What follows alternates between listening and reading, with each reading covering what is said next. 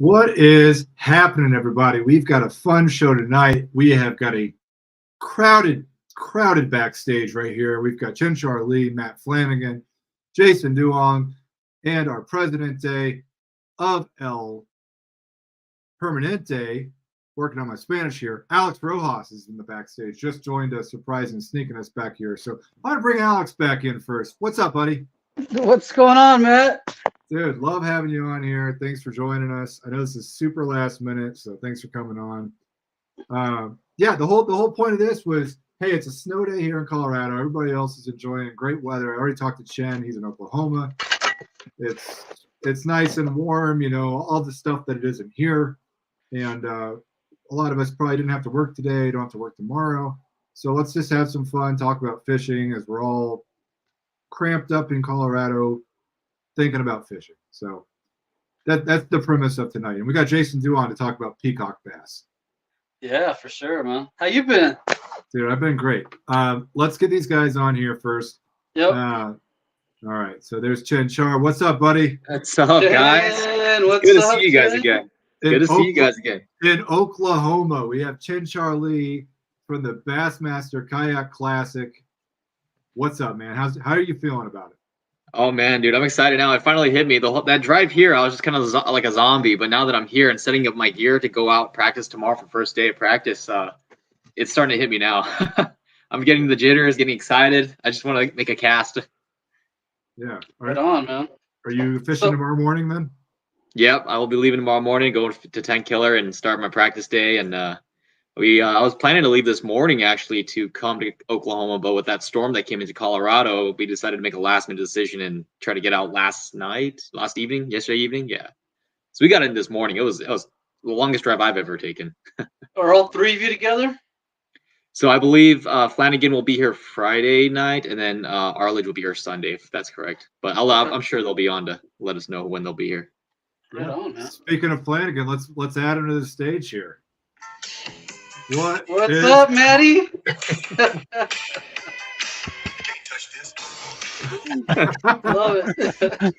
Love it. The Irish stick himself, Matt Flanagan. What is happening? Not much going on, boys. Taking a little bit of that Alex Rojas juice from the Native Slayer down to Oklahoma. Yep, and I'll try to keep it upright, unlike him. But yeah. Yeah. Please do. Although when I flipped it, I won that tournament. So. I was gonna say, yeah. When you made that post about how it has some good luck to it, I was like, wait, didn't you flip that thing? But then I was like, well, he won that one that he flipped it, so I guess that still counts, man. Yep. Yeah, I'm excited. You excited? You ready? Oh, dude, I'm so ready. Man, congrats to you guys for even getting the chance to go down there. That's a big thing, just for the opportunity itself. And we know you guys will represent Colorado extremely well. Matt, you're obviously a big part of CKB and Colorado Kayak Bassmasters, and you know, for anybody that tunes in and thinks that there's Colorado Kayak Bassmasters and there's CKFC and we're all family, man. So there's no us and them. It's all family, man. We're going to celebrate you guys down there. We hope you guys have the best of luck down there. Not even luck, just show the skill that you have, do what you guys do, and we're excited to have you. Matt Arledge is also going down there with you guys. I shot him an invite. This is super late notice, by the way. I shot this out to everybody about 20 minutes ago saying, hey, we got a snow day. Let's just see what'll happen from a show here. And we got you two on. If Matt can't join, he's probably getting his gear ready to go fish the Classic. So completely understand. But I want to welcome to the stage here Mr. Peacock Bass fishing South America, Jason Duong to the stage. What's up, buddy? Yes. What's up, Jay? Good to see everybody, man. It's been too long. It has. I appreciate inviting me on the probably most ethnically diverse podcast we've had. Appreciate it. I didn't think about that until you just said it, and then I looked across. I was like, hey, he's not wrong. But Jason Duong, the biggest shit talker of the CKFC podcast. All love. It's all love. I love it because Jason's been screaming through the comments of how he will never be invited onto this, and we finally got him onto it. Super glad to have you. One of the sticks of Colorado, to be sure, if not beyond. And then, been a board member of the CKOC. Also spends his time outside of not just Colorado, but outside of America, fishing some of the coolest bass in the world, which I'm hoping to get on to the next year, the Peacock bass, Jason Duong. Yeah. Yeah. So hey guys, I don't want to. If anyone's running out of time or they need to, hop off, we can divide this up however we need to. But I wanted to talk about Jason's adventures outside of Colorado, especially the peacock bass fishing that he's been doing. I know that's super exciting, and it's been on the page, and these fish are just crazy looking. If you haven't checked them out, just go on Google real quick, type in peacock bass. It's basically a gigantic 10 to 20 pound bass that you'll see that's green with all different colors on it. Looks like a super awesome catch of a lifetime. And I know Jason spent a lot of time targeting them, even on a fly rod, down in different parts of the world. So I do want to talk to you about that. I want to talk to Chen Char and Matt about the classic. Do you guys all have maybe 30 to an hour to spend talking? Absolutely. Let's do it. Yeah. It's a little bit past my bedtime, but I'll stay up late. That's all right. Talk about whatever you guys want. I'll talk shit. Yep. I'll talk whatever. All right. Well, Kayaks, Titan X, whatever y'all want to talk about. Yeah. We got two guys here. I don't know. Alex, do you have a Titan X yet? It should be here next week. I have a Slayer Max coming in, it's the 12.5, and then a Titan X, the 10.5. Jason has a 12.5. All right. Well, hey guys, Not the grown-up version. let's get The grown-up version. Yeah. Alex All right. Gonzalez Rojas had to go with the little one. I did. I'm gonna try something here. I'm gonna try to just push soul. Yeah. So we got Jason on. There we go. Jason, tell us about peacock bass fishing, how you even came across this, and what it's been for you. Yeah, I mean, it was amazing for, I guess, for those that didn't know. About 2 weeks ago, I spent a week down in Colombia, and how I found myself in Colombia is, I've been pretty fortunate, done a lot of fly fishing, like all over the place. Belize a couple times last year, Cuba, done a lot of different things, but I really wanted to do something different, go somewhere different, kind of experience something different, be a little bit uncomfortable in like a weird spot and, uncomfortable situation and environment, but chase some sick fish. So I found myself in Colombia, and it was, I will tell you, man, it was an amazing trip. People are super dope. And it's funny, I was telling people that, I was going there, and I think a lot of people were like, oh man, like, are you sure you want to go there? State Department says don't go there, all this stuff. And never felt unsafe. And people were super awesome. I met like a group of like 8 Colombians that just totally embraced me because I was kind of rolling solo down there, and we drank every night, hung out in the rivers, and throughout the day we spent about 10 hours every day fishing. I had the boat to myself, and just casting 8 and 9 weight rods, 10 weight rods, and just catching a lot of fish, man. I think I ended up with over 100 for the trip, and then my biggest was 17 pounds. Was second biggest for the fish camp that week, and then caught I think 7 or 8 others over 10 pounds. All the way up to about 14 was my second biggest. So, a lot of big fish, a lot of cool fish. Caught some other weird fish there, but pretty cool place for sure. What was the story of the week for you? Man, I think the story. I mean, my favorite time of the week. There's 2. I got lost in the jungle. So we're on the river, and it's the middle of the jungle, and so we fish the main river, but there's some spots like lagoons that are landlocked, right? And during the rainy season, they're connected by these like little creek channels. But during the dry season, which is right now, and that's when the fishing season's only open for 12 weeks, we can't get the boat in there. So what they do is they actually go up there and leave our like aluminum John boat that we're in. and then they drag in or they hide these little plastic boats, like those little plastic like crawdads, if you guys know what those are. Like yeah.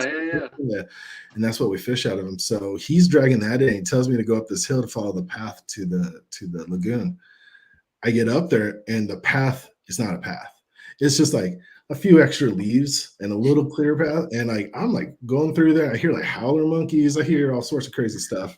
I'm just standing there like, what did I find myself into? Like, and I had to go back a couple times, and I had to find like Chucho, my boat guide, and I was just like, yo, I'm not sure where I'm supposed to go. He says something in Spanish to me. My Spanish is like, you know, I don't know, man, like Dora the Explorer level. So I had to like try to follow his directions as best I could up in the hills, and finally got over there, but it took me a minute, and it was definitely a little bit crazy. I did see like an abandoned like Coke lab Wow. that was all like torn up. I guess like 15 years ago, that was like a rebel controlled area, and the Colombian army just bombed the crap out of some of the labs because they're so remote. So that was pretty interesting. So you know, just saw some cool stuff, interesting things. I think you guys saw like, you know, the anaconda video, saw, you know, dolphins, all sorts of stuff. So I know I'm talking a lot of stuff outside of the fishing, but that's kind of what, you know, what we all do is like the fishing is great, but it's also kind of the experiences that we also do that we find. Yeah, of course. It's all part Absolutely. of it. Yep, it's all part of it, man. Yeah, for sure. That's cool, Jay. That's awesome, man. That's like you go every year, you go on a trip. It's just amazing, right? Yeah, I'm probably going to go back to Colombia next year, man. You know, the guys I was with they go every year. The camp that I was in has 3 camps, 2 in Colombia, 1 in Venezuela.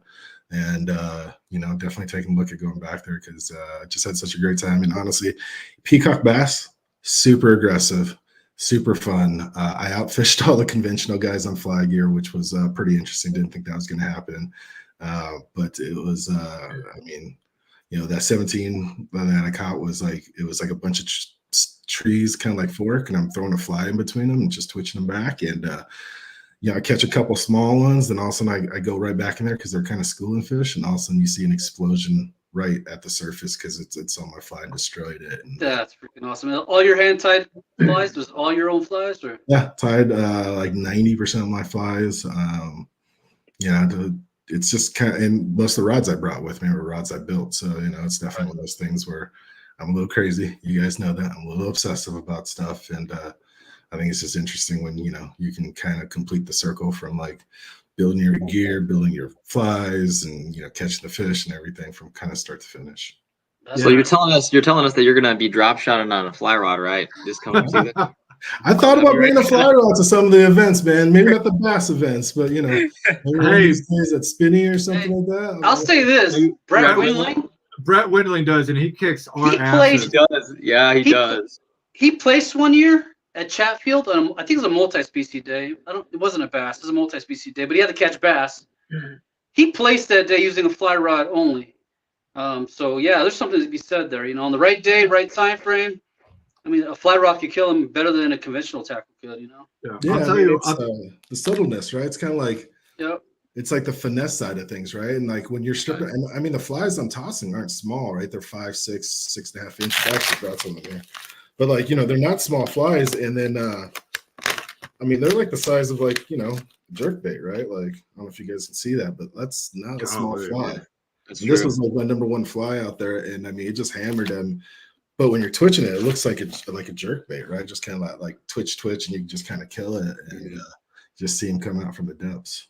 I'll say nothing's more terrifying than being out on a lake and seeing Brett Wendling with a fly rod next to you, especially like if you haven't found it yet, and then you see Brett out there with whatever he's throwing on a fly rod.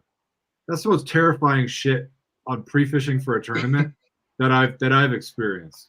So I got some comments I want to go through here real quick because we got people joining us. We got Nick Weatherall in the chat, the Weatherman. Matt Flanagan has coined like nicknames for everybody, which I love. So the Weatherman there. And then we got Scott Brands here. Hopefully the snow weather doesn't return around April 20th. That's our right. You know what? I kind of thought about today. It was a wet snow. I wouldn't mind fishing in this crap today as long as the ramps were open and everything. But can't be any worse than Trinidad. 40 plus inches at Trev's house. I saw Trev post a video. And it was Jeez. crazy. Damn. That's And, crazy. Yeah, not much up in Johnstown. Hey, I heard something. Maybe we can throw this in the comments. I heard that Johnstown, or maybe it was Loveland, has a Buc-ee's. Yeah. Yes. Soon. It It opens. opens this week. Yeah. I told Corey I was down in Texas basically all of last month, and Corey Doyle, our beloved Corey, he goes to Fork like every winter. He's never been to Buc-ee's. Yeah, Buc-ee's is dope. That's crazy. I told him. I've never been to one. So You never been to one either? I loaded up for kayak snacks for a couple of days while we were fishing out there. You know, beef jerky, brisket sandwiches, Oh, whatever. And yeah, Corey's like, I've never been to a Buc-ee's. And then, of course, we went home. We avoided all the cities and never went through Buc-ee's on our 13-hour drive back, which was miserable. But I'm excited for that. If they do have one there, it'll be good. So yeah, let's talk to the two guys here going to the Classic. yeah, Chinchar, Matt Flanagan qualified to the CKB. So just a quick roll up of how that basically goes. You've got a qualifying championship event. You have however many tournaments or you have to fish to get into the qualifier. That's on the CKB side. But basically, these guys at the tournament, the championship, place in the top 10%, were able to get into the Bassmaster Kayak Classic, which is coinciding with the Bassmaster Classic in Oklahoma.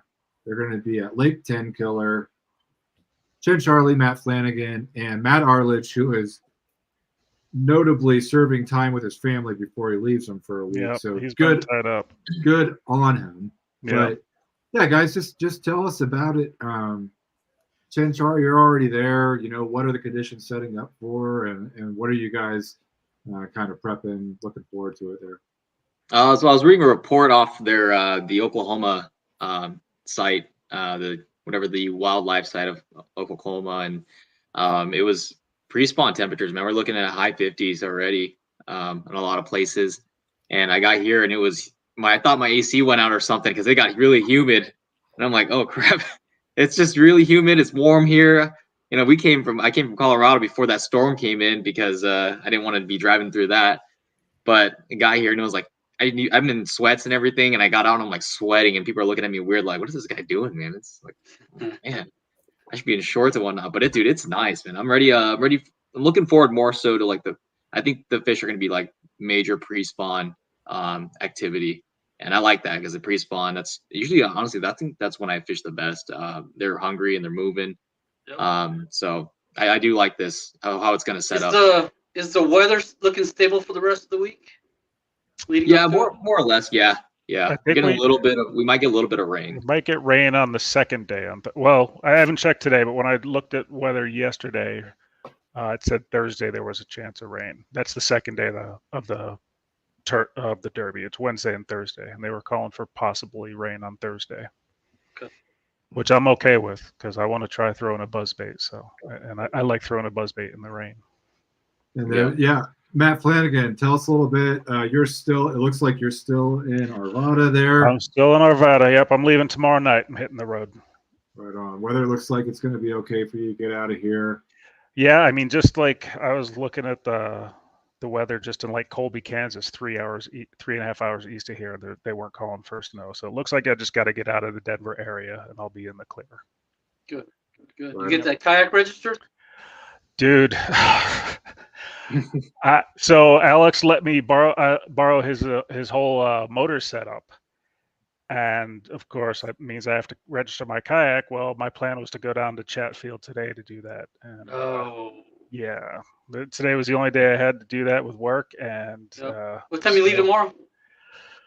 I don't know. I'm gonna try to get out of work a little early and then hit the road by 3 or 4. So I might be. You'd have time to go do it. Yeah. I might. It's fast. It literally took me like 10 minutes to do. Like, yeah, it's fast. There is the part of me that's like, I got here with just my pedals. I don't know.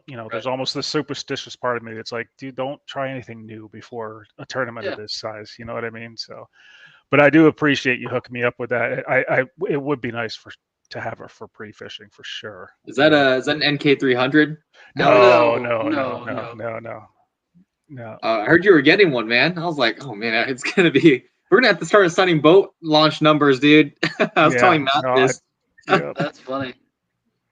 No, I actually my dad actually just out of the blue, unprompted, got me a trolling motor. You know, it's just a $200, 55 horsepower. The Newport, the one with a little handle on it, like a canoe. But, Oh yeah, okay. yeah, but Alex showed me how you can actually take the head off and put on a PWM and actually control it from the put it on the back of the kayak and control it from the front without having to use the handle. So, so he let me borrow his just so I could get used to it and try it down there. And but yeah, the snow messed up my plans for registering the kayak, so I don't know if I'm going to be able to do it or not. Oh man, if you don't get a chance to do it, man, I'm with you though. Like you're at, it's like ground zero. It's time to fish, right? Yeah, You're yeah. adding something in you're not used to and having Yeah. to mess with it. That's all right though. I got this fancy new technology. Shows me exactly where the fish are. I don't know if you can see that. See that green circle right there? That means largemouth bass live there. So, I mean, the new live scope. I can't really go wrong. I mean, nobody tell old clickbait Randy about that, because he'll throw a fit. I've got something that shows me right where the fish are, but yeah, it almost feels like cheating. dude? But yeah, that's ruining the sport, man. We got to get rid of those, right, dude. man? How do they still have those in stores? It shows me exactly where the fish live. How can I lose, man? Hey, me and Matt met this past weekend. I talked to him about the lake there. I know it has smallmouth, so I'm going to ask Chen. I already talked to Matt about this. You can talk about it again, Matt, if you want. But I know it has smallmouth, so it's the one lake that I think we have a little bit of advantage at, because most people fish in a tournament. I bet you 70% fish in a tournament and never fish for smallmouth. Mm-hmm. A large majority, and they have very little experience fishing for smallmouth, where we have a lot of it, right? So I think it's an advantage you guys can hopefully exploit potentially. But I don't know what your target is, right, Chen? So I don't know if you're going to be targeting smallmouth at all, or what your plan is there. Yeah, my plan is going to be targeting smallmouth primarily first. I'm set up more for smallmouth, and then I saw some videos and stuff on YouTube. There's just occasionally some brush and stuff against the shore, so I might flip that a little bit. But it's more so I'm going to start on the clear side of the lake, and then go from there and start putting the pieces together from there. If something pans out, then I'm going to start moving up the north side where it gets dirtier and see what's up there. But for the most part, I'm going to stick to the clear side, because I feel like that's where I fish stronger. I mean, we're in Colorado, we have a lot more clear water too, and that's where I have learned. I think they're going to be full on spawn. They may be full on spawn because they spawn a little bit earlier than the largemouth, just a bit. They could already be spawning right now, And, and I was looking at the weather leading up. As Jason would tell you, right? Like Jason and Paul one day, or I think it's happened 2 years in a row, fishing from shore before a tournament. The same fish. I think they caught the same fish. Like, I don't know, Jason, how many times you catch the same fish? I mean, that's the beauty of smallmouth, right? When they're on beds, they're not dicks. Like largemouth, they're jerks, right? Like you could sit there and flip to the same largemouth 52 times when they're on a bed, and they may or may not eat. Smallmouth are pretty consistent. You get in front of them, they'll eat. And I mean, that's how we were messing with that one. But we had a back-to-back tournament there, multi-species and bass, and I caught the same 19-inch or 18-inch smallmouth on the same brush pile each day, and one day I caught them twice. So I mean, that's the beauty of smallmouth. If you can find them up, they're pretty much a sure thing if you can find them. I was going to ask you guys, it's a 2-day event, right? Yep. Correct. Do you know what the rules are as far as catching the same fish twice during the event? Not the same day, but during, back-to-back days. It might be something to look into. No, definitely. Yeah, definitely. Need to look into that. I know on Hobie you can't catch the same fish. I think it's the same way on Bassmaster, because Hobie's gone back on people a day later and been like, hey, sorry, that was the same fish. I would check into that. I'm not saying that's the same. But yeah, definitely something to look into, Alex. Sure. We got old Ronnie Romero. I just want to add him to the stage here. I want to talk to him about some stuff on the way back. Ronnie, what is up, dude? What's going on, guys? Look at Ronnie's stairwell back there. If that doesn't make you pissed off that this dude gets to go out and just have some of the most epic hunts in the world. Yeah. And then we got Sawyer in the chats here. What's up, Sawyer? We had Trev obviously talking about the tank smallies. I did want to say real quick, well, so we didn't fish fork, Corey and I, while the classic was going on, or the Elite Series was going on, because we would have felt like complete jerks if we were actually in someone's spot, right? So we fished a couple of spots, some small lakes around there and stuff, and we just had a good time fishing together, Corey and I. But I will say, those guys were hammering them. They could see them on live scope moving to the shore, right?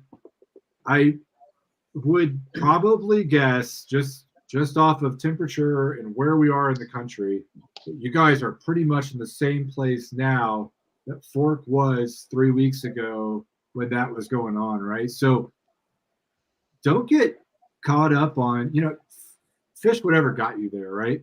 But I wouldn't get caught up on being on the bank, because I think you can still be like throwing a jerk bait or whatever you want off the bank and catching those roamers that are moving in, which is what a lot of the guys were doing. But you guys are going to do like what got you here anyways. You guys are. Yeah, sick, so. I'm gonna start shallow, and if it doesn't work, then I've got my backup plans. But I'm kind of doing the opposite of Chen. I'm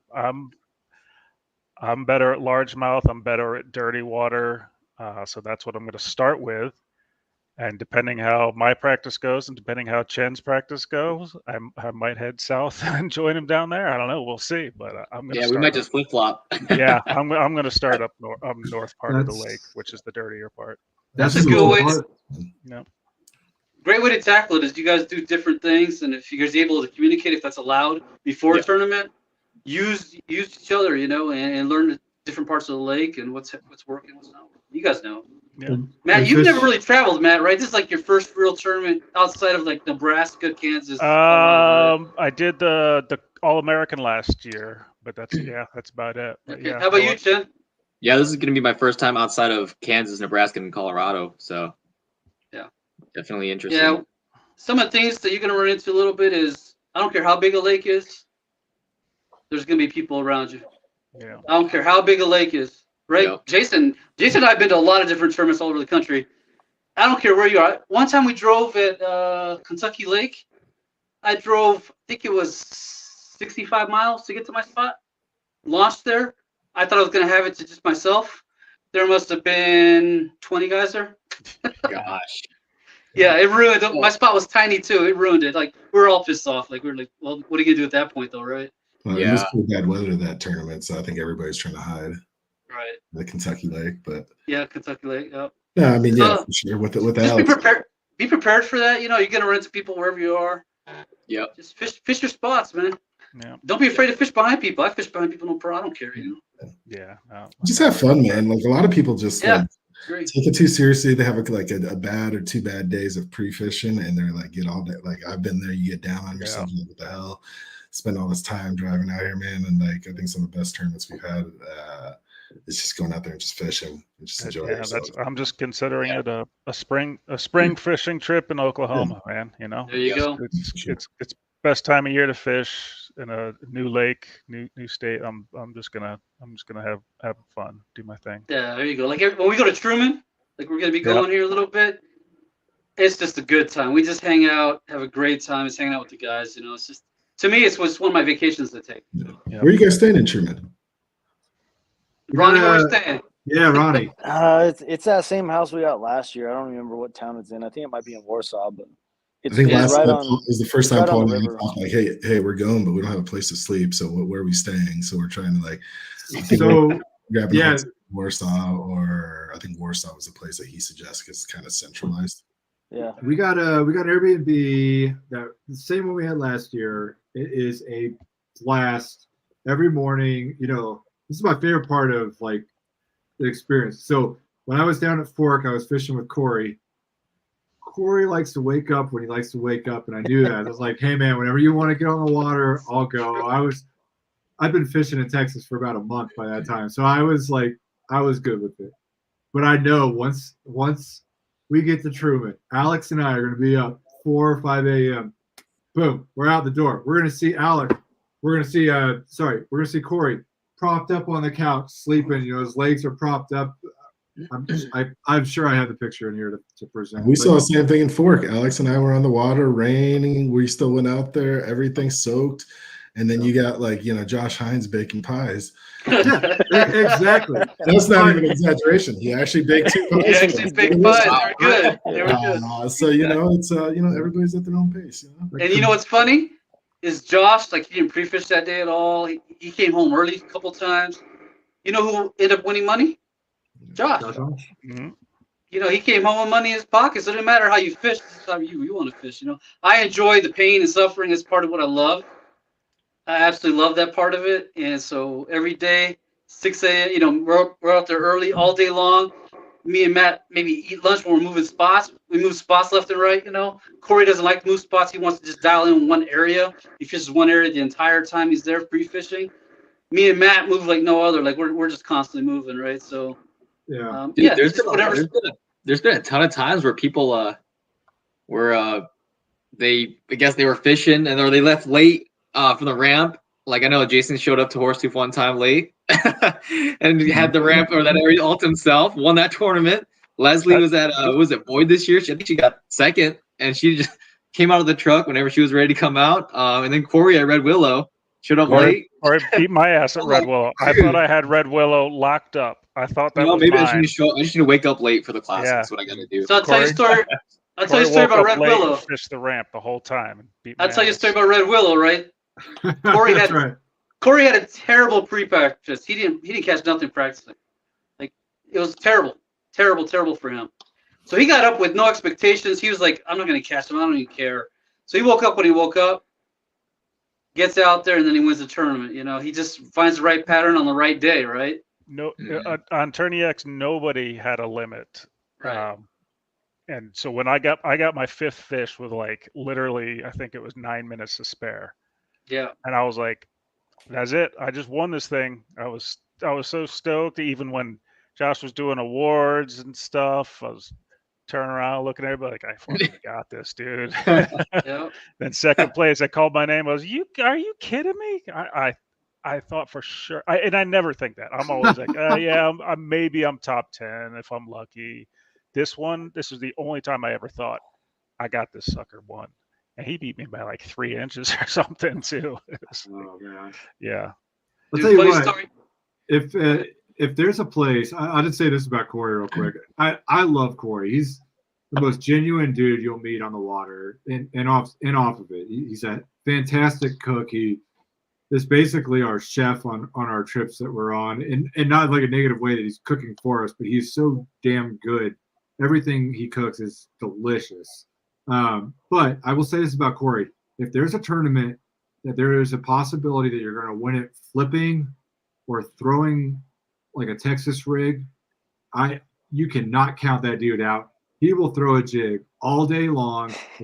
Does not care that he's in Colorado, and if that bite is there, he's probably going to win it.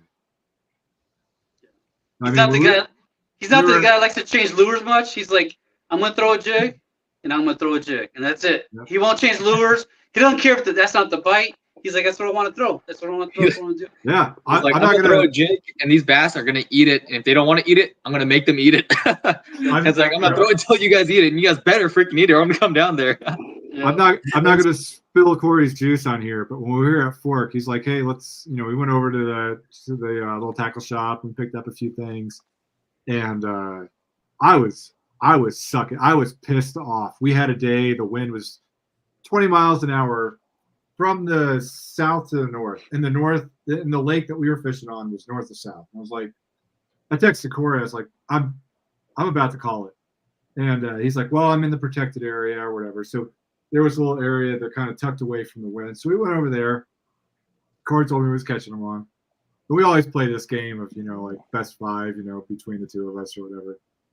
And Corey's like, I'm catching them on, And I threw it on. 10 minutes later, boom, boom. And then we crossed the lake. We hit the docks that were insanely beaten up in the wind. But I caught another like 3.5 pounder on the way out. And it was my last fish at Texas. And it was awesome. But Corey, if it comes to basically anything that's flipping or Texas rig, you cannot count that dude out because he's not going to sit offshore and live scope.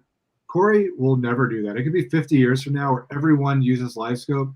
Corey will not be that guy. He will be on the bank beating it up, and he will kick your ass when it comes to that tournament where it's going to win. So I love Corey, but sorry, go ahead. I was going to say it's going to be Corey and Paul not using live scope because Paul's fingers crossed that live scope gets banned. That's his goal for this.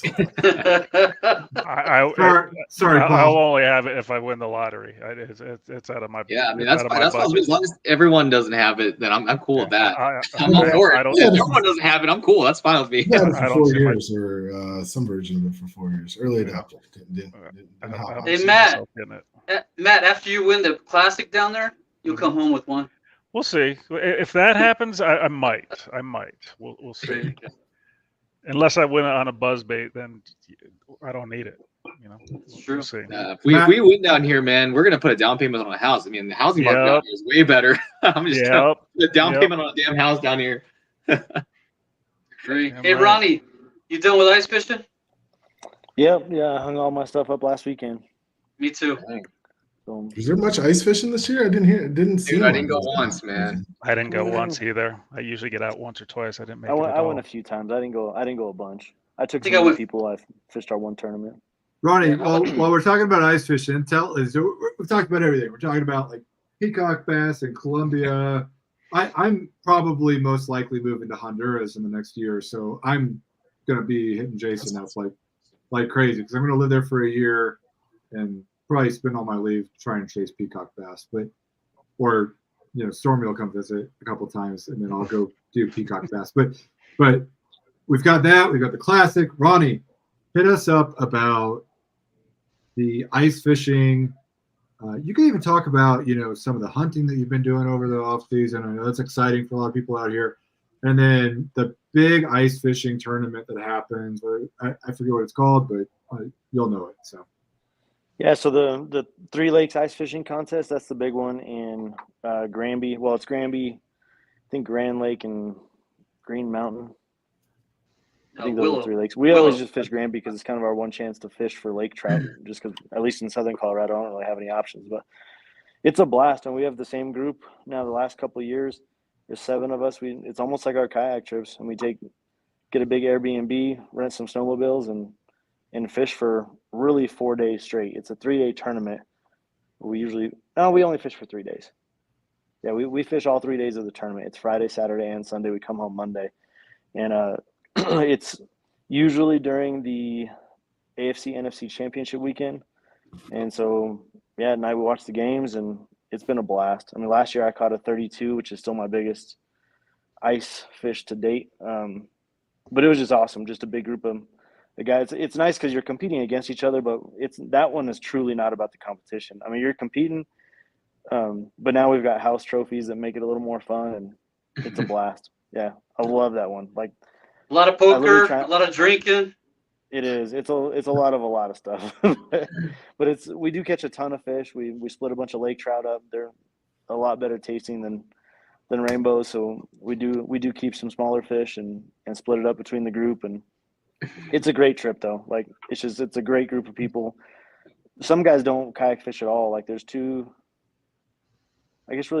guys that don't compete that go, but it's Alex and Sawyer and Brandon Madem. Those are the 4 that compete, and then there's 3 other guys that go with us. And this is gonna be my 6th year, I think. I think Alex has been going for this might be your 4th. 3. Next one will be 4. Yeah. Yeah, next one will be 4th. It's a blast though. It's just like I said, it's kind of the same camaraderie we get with the kayak club, but we do it on the ice level, and you only have enough vacation to do a couple of these things a year. So that's one that I set aside. Then you're pig hunting.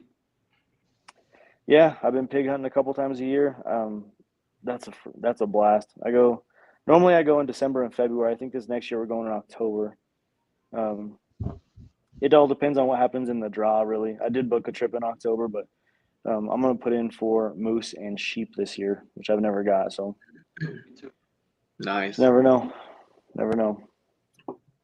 I actually ended up. I texted Ronnie while I was down in Texas because I know Ronnie hunts everything from crazy crap, throughout Colorado, which for me, growing up in Illinois, like elk is just crazy, bear, whatever, and he's got this stuff just living in his backyard, to going out to Africa, and you can see all the stuff behind him.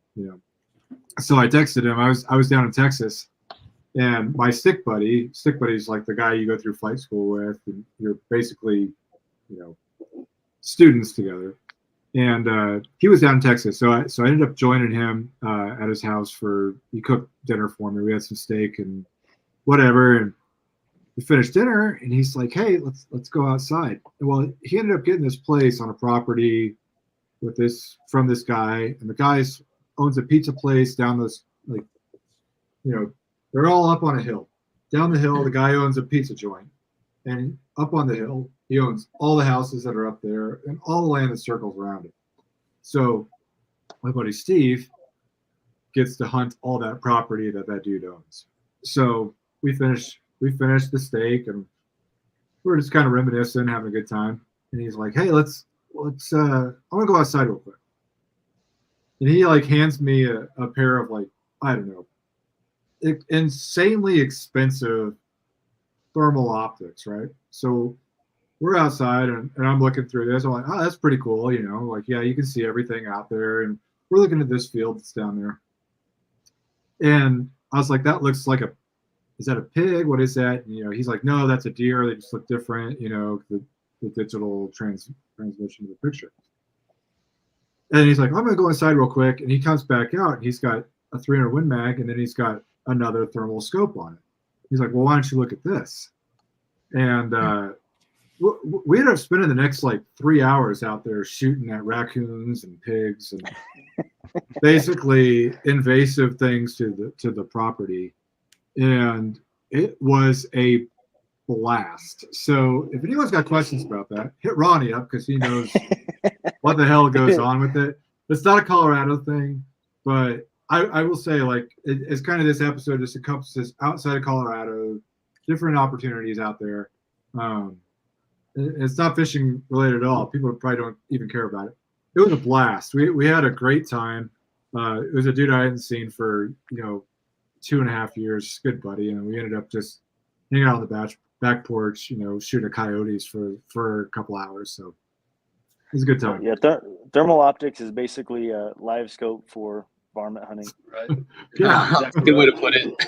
It really is. I mean, it's cheating. yeah. It's cheating. It's already banned in Colorado, so. Yeah. So what do you guys do? Is it banned here? Yeah, there's nothing you can hunt with a thermal optic, even on private property here. So yeah, I will say that I was in the great state of Texas, where my buddy pulled out of his kitchen with a suppressed thermal optic 300 Win Mag, and we just had a great night. That's awesome. Hey, what do you guys do in the winter time to get you through it? Go to Pueblo. Yeah. Pueblo? Pueblo. I mean, I was gonna do some ice fishing up at Granby too. I'm a big ice fisherman too, but man, dude, I just have not had time, especially with the Lake Teen Killer stuff. And I was like, yeah, I'm gonna go. I'm gonna go. But then I was like, I never went. Yeah. How about you, Jay? I mean, this winter it's been just building the kayak, building the trailer, and then sneaking away for a week to Columbia. I mean, just whatever you can find, because I don't ice fish. I don't hunt. I just pretty much just fish. And you build any rods? No, I didn't build any rods. I actually, North Fork Composite has a good deal going on right now. So I'm like, man, maybe I'll pick up some of those new Epitome blanks. Hey, if you decide to buy, let me know. I want to buy a couple rods, and I can jump in your order. If you decide. I have 2 rods drying right now. I built 4 rods in the last week and a half, 2 weeks. So, yeah. I'm excited to get those out. Yeah, so. Nice. Yep. I'll say, so I created this group chat, and if anybody wants to be in it, let me know for the winners here. But basically, it's a winter Rough Rider chat for Colorado, and anybody that wants to get on the water in the winter was invited to it, And basically, we go to Pueblo because it's the only place that's open all winter long. I will say, and Matt and Chen, you could probably attest to this. Matt has caught some monsters out there. Chen caught a 3-pounder on an ice rod next to me, and then he slammed crappie all day long with his dad out there, which is awesome because his dad loves crappie fish. But I will say, winter at Pueblo, specifically the week before New Year's, was probably the best fishing I've had on that lake. I caught multiple 2-3 pounders out there because they're loading up, and you can catch them any way you want. They're going to be a little bit deeper, but I caught them on an A-rig. I caught walleye, I caught bass, I caught catfish, spots, largemouth, smallmouth. It was a blast. So I will say, hey guys, if you're kind of sleeping on fishing through the winter, yeah, you got to pick the right days to go out there, have the equipment, be safe about it, all of that stuff. But it can be a great time out there. I had inches wise, I had probably my best day at Pueblo. I probably had my best 5 fish bag this past winter there. Not numbers wise, of course. You don't get the same numbers as you do in our spring tournaments, but I had probably my biggest 5 fish bag this past winter there. Yeah. So what you guys are telling me is that we're gonna have a tournament in the winter, right? At Pueblo, I think we need December to. 31st.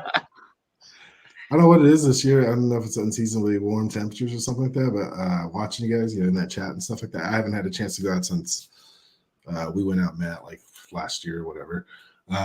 But it was probably the more healthy fish caught this winter that I've seen you guys catching I've ever seen caught out of Pueblo over the time. So good on you guys. Good on the reservoir, man. I think it's been it seems like it's ticking up. I think Pueblo's fishing better than it has in years past. It definitely has. Yeah. I think it's somehow, some way improved, right? Like with all the fishing pressure and all the craziness there, I think the size has definitely improved. I'm curious to see how far up they get with the water so high right now. If they're gonna get up and all that new cover for them, if they're really gonna move up into all that new stuff. I was thinking about that. Like I saw a photo of Boggs Creek. If that water doesn't come down, I don't know where we're all going to like park and stuff. Like when we launch it, it's like it covers that entire parking lot, that entire dirt lot. I think they open the gates on the 15th. Tomorrow, I think, is when they open the gates for that dirt lot right there, or whatever. No, to irrigate. No, the water. That's when the water will start going down. Tomorrow. Nice. Hey, Ronnie. The gates, fill up the ditches and everything. Ronnie, will they lose a lot of fish when they do that? Because right now the walleye are up there spawning right now. Yeah, it happens every year. They put eggs in the brush and then they drop the water level, and that's why nothing spawns, and they have to keep restocking. Yep. So I mean, it's happened every year since it's existed, but this year it is so high. I mean, it might be good because there's a lot of flat up there, but it takes a lot longer for the water level to get down just because it's spread out through miles. So it's almost at full pond, but gates open tomorrow. Chatty's the same way. Chatty's really full. I know Brett Winley was talking about that earlier today with me, talking about the water level being so high at Chatfield that they're probably going to be up. Fishing the spillway at Chatty in spring can be some fun too. Like when they start pushing the water out of the spillway and you can get down there and short beat it up. I don't think you can do that, Pueblo. You can't fish the spillway, can you? You can. Yeah, you can. Yeah, you can go it's down kind of there a pain to get down there, but you can do it. I know you can fish like the river, like the Arkansas, but I didn't know how close you can actually get to like the dam area. You can get right up to it. You just have to. Okay. You got to go down and around. Yeah, if you take basically the same road that shoots off of what is it? If you go into the road that shoots the South Marina, you take that first right, it'll basically take you down to the dam, and you can go down there. You park right across from that gate, that pay gate. Yeah, but also kind of where we do our checkouts, like we've done them over by that parking lot over there. Yeah, with you. Yeah, but I'll say if you guys just check out Pueblo, I'm really excited for Pueblo this year because a lot of these coves that we fish, especially we hit Pueblo during the spawn or whatever. Pueblo is one of the best lakes in Colorado, hands down, right? But this year there's going to be so much cover that those fish can get into for a true spawn that I think is going to be different than years past. I'm really excited about that. Just to see, like, you might be able to flip at something and there be something there, you know. I think the spawn, you're going to be able to fish Pueblo like a lot of places in the rest of the country where maybe you weren't able to do that before. So When I'm are really we? excited about that. Are we there in May? Yeah. Is it? Oh, nice. That's gonna be a good one. Yeah. That was last year was one of the ones where Alex broke my heart. Where I'm like low 80s. I think I'm in the run. Then I hear that he popped like an 87 or something like that. Like he beat me by How like big was 5. that smallmouth, Alex? What was that? Like 20 something? I forgot what it was. It's over 20. Yeah. Jesus. Last year was brutal for that. I mean, you got like Trinidad. I think I was kind of competing with Matt for the first half. I kind of dipped back down, but I had like 81. I thought I was okay. I think I was 10th or 11th with 81 inches. It was insane. Yeah, that one was crazy. Yeah, I remember Jason cursed my name at Pueblo. I will never forget that. But no, May 18th and 19th is Pueblo, which honestly I think is perfect. I don't think Colorado hits a spawn like the rest of the country in March, April. I think we're later, like May, June. So I am really looking forward to that at Pueblo because basically any way you want to fish at Pueblo, you're going to be able to. I mean, May like Pueblo's just catching fish, right? Like the numbers are great. Yeah. You pop a 50 fish day, right? It's You just, throw a net and you'll catch 1,013 inchers. I swear to God, though, we better not be doing trout for the multi-species because if I have to pedal around for like 3 hours and all of us are just circling each other. I see Ronnie 52 times. I see Alex in the same. We're just all trying to catch a trout in the back of the cove. Dude, I hate trout. God. Crappie. Yeah. And what's frustrating, especially when Wipers, everything dude. else in the lake is eating. Like everything else is eating, but you got to find this. And the trout are like sickly. You got to troll for 4 hours to get one little 13-inch trout. Yeah, dude. It's upsetting. Spinning a lemon is different, but Yeah. Pueblo, Trinidad, Pueblo, come on. Who's it, Jamie? Jamie, Lake don't get Fork drunk and make the right decision this year. What's that, right? Is Lake Fork early May? It's 2 weeks before Pueblo. Lake Fork? Lake Fork. Boyd? Truman? Truman. No, so that is Truman. That is Truman. All right. Dude, you're going to end up in the wrong state, Ronnie. I know, right? Yeah. I'm making May Truman's drive this year, so it's the first week of May. May okay. 3rd. I was like, for some reason I got something early May. I thought I was fishing somewhere. First week of May. That's what it is. Hey, while we're on here real quick, since I have Jason on here, so me and Jason are co-hosting the Native No Limits tournament in September down at Lake Fork, since you mentioned Lake Fork, right? So that's a fun tournament, guys. I highly recommend everybody goes to that. It's a good time. I'm gonna make that Okay. one this year. That's Do you on know- my list for what sure. are the dates on that, Alex? Do you know? Or September what? What are the dates? September 16th. September. It's Okay. archery season, man. September? Sorry, November. Yeah, Sorry. It's November. Oh, Right? okay. November, sorry. Okay, I could do that. Yeah. Interesting. Awesome. I'm going to be gone all of. Shoot, I might be gone for work. Damn it, work. All right, we'll figure it out. It's either October or November, but I mean, it should be I a might good miss time. It'll be, this year was like right after the Berkeley Big Bass tournament, which I don't know if you guys know, but I think there was like 1,200 boats there this year. 1,200 Yeah, it boats, was not insane. participants. So it's an insane tournament. We were right after it. I think kind of made things a little bit brutal. They're also kind of in like that fall transition, which we all know can be a little challenging. This next one in November, I mean, we should be past all that, kind of into like the full fall swing of things. It should be good. Yeah, Good it's fish. awesome. Even with the tough fishing, I mean, there was a 21 plus inch fish caught every single hour, multiples most hours. So I think, plenty of big fish were still caught. That's the one that Josh Hines, he cut a 21.5, I think, and he won $1,500. He won $1,000. So the way it's set up is it's every fish counts, as many fish as you could catch over the slot, whatever that is, right? So for us, I think it's 14-inch fish there at Fork. So you have to, every fish over 14-inch counts. So you can catch 100 fish and have 1,400 inches, right? And then every hour, they call it the power hour. Every single hour, there's a sponsor, like say Dakota Lithium or whoever might be sponsoring a specific hour. The biggest fish of that hour wins $1,000 in cash, depending on how many people sign up, and $500 credit to that whoever's sponsoring that hour. That's the way it normally sets up. So, anybody, one fish can win you a lot of money, you know. This year they're giving away Native Titan, I think, for most of the tournaments. Yeah. I heard that every single tournament. I think they're giving away a Titan, which is Damn. I mean, you're talking about $20 or $3,200. Titan X. Yeah. So that's pretty big right there. And I mean, the big thing, like even with the last one that we had last year, is like even for those that might be listening right now that like aren't really into the competitive thing, it's not.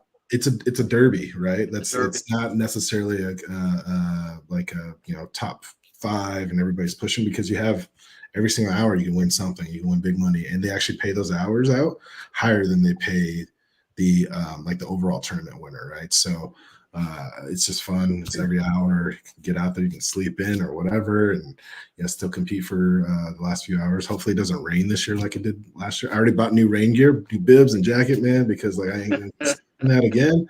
I think Alex and I both took our pants off and just left them at the lake because we were so through. Mine went straight to the garbage. We got off the water. I was just so wet. It went straight in the garbage. Yeah, it was upsetting. I just started peeing on myself. I didn't even I was like, it's too late at this point. It's just gonna keep me warm.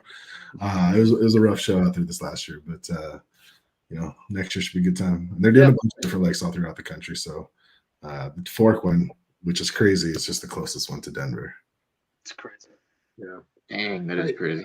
I'll say on that too, like even if you're like, hey, I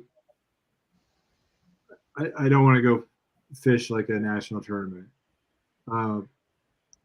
If you're even thinking about fishing something outside of Colorado, the best opportunity to do that is when other people from Colorado are fishing those events, such as the All-American or the Native No Limits, because you're going to have a support team there with you. If something does happen, like last year at the All-American, Jeremy Pierce, his freaking phone died on him the day before the tournament, where everything's on Tourney X and the night before, and he ended up figuring it out. But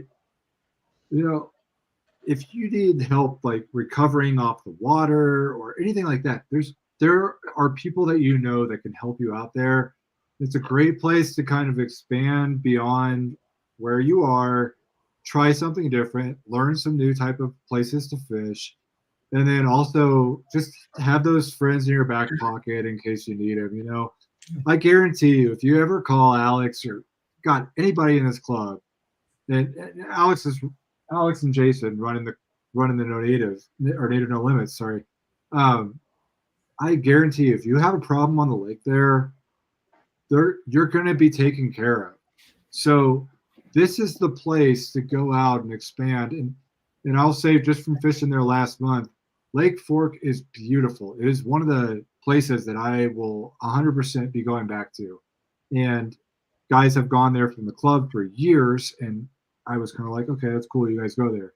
I went there myself a month ago, and now I get it of how special that place is. Yep. I've gone there.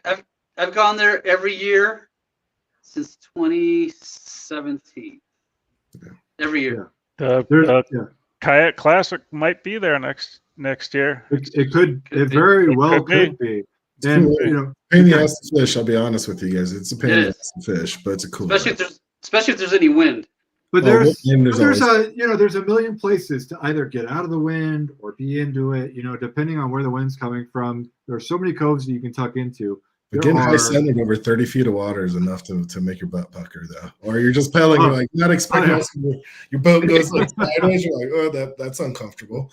There's lots of trees, but if you fish Truman, you'll be ready for Fork.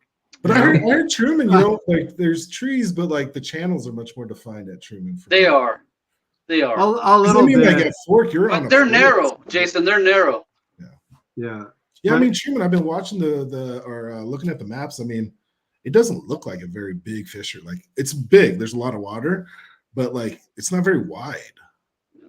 Yeah. But it's cool, man, because like the place. So I stayed at Lake Fork.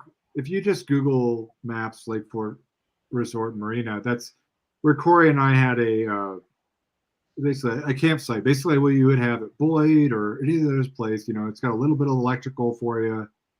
Corey had a camp or a tent. I had a tent set up there, and we just camped out there. It was awesome.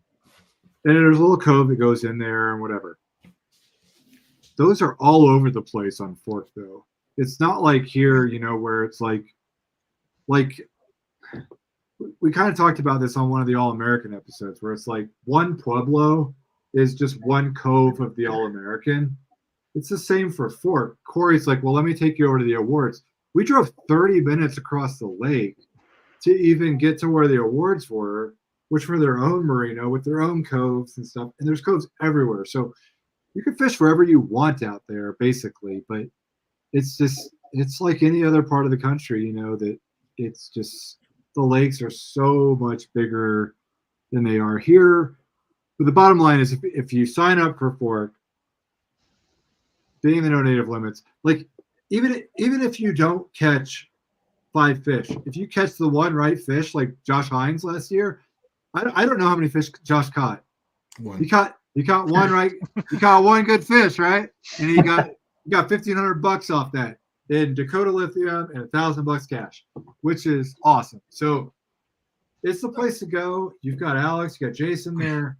If you are thinking at all about expanding out into the national kayak scene, or you just want to go see what Texas bass are like, do it. Just try it out. We're gonna try it. It's gonna be just like the All-American, where everybody hangs out, has a great time. We just have a blast there. So if you're at all thinking about that, I know it's months and months and months away, but hey, if you're thinking about it, seriously, put it on a calendar and just let's get on it. Josh, I think this Facebook user has to be Josh here. I caught It hey, is. I caught several unders.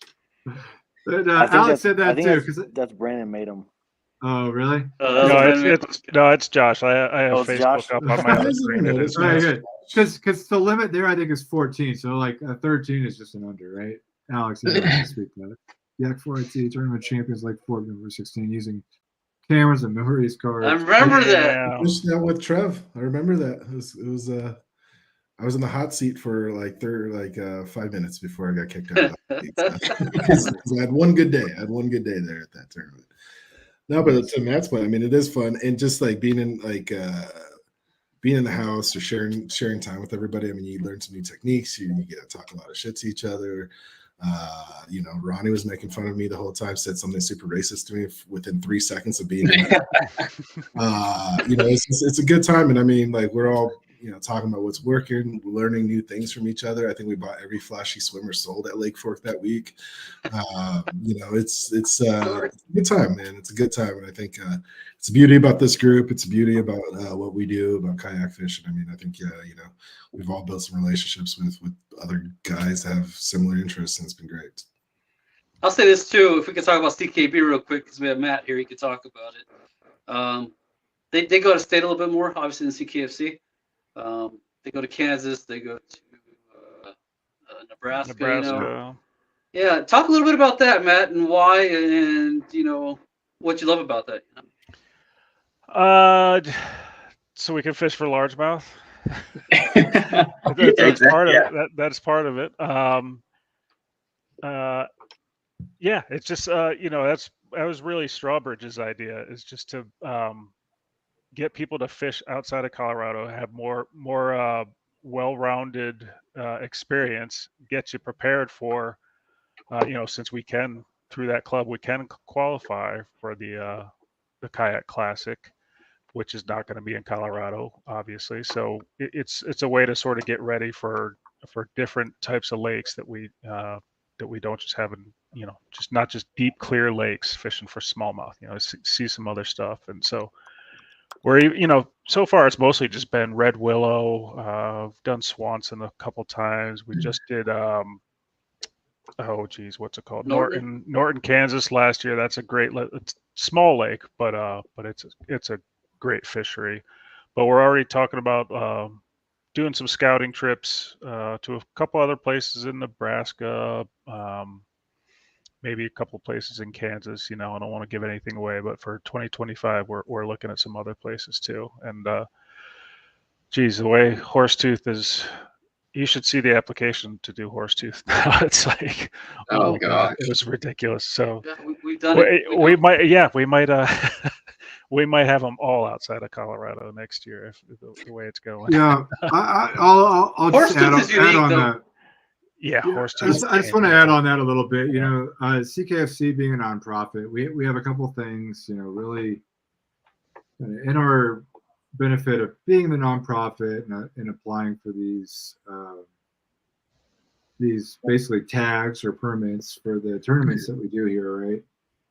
And CKB is not necessarily in the same boat for sometimes, and there have been some changes drastically in the last year or two with CPW on what they're requiring for tournament entries, specifically in money, and then a lot of paperwork. So Horsetooth, it's Larimer County that's the pain in the ass. Yeah.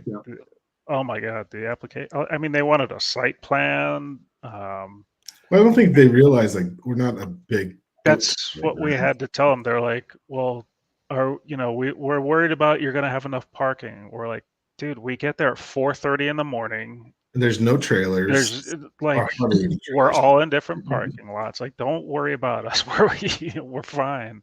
They want a fire plan. They want this, that. It's like, oh my God. We don't need that.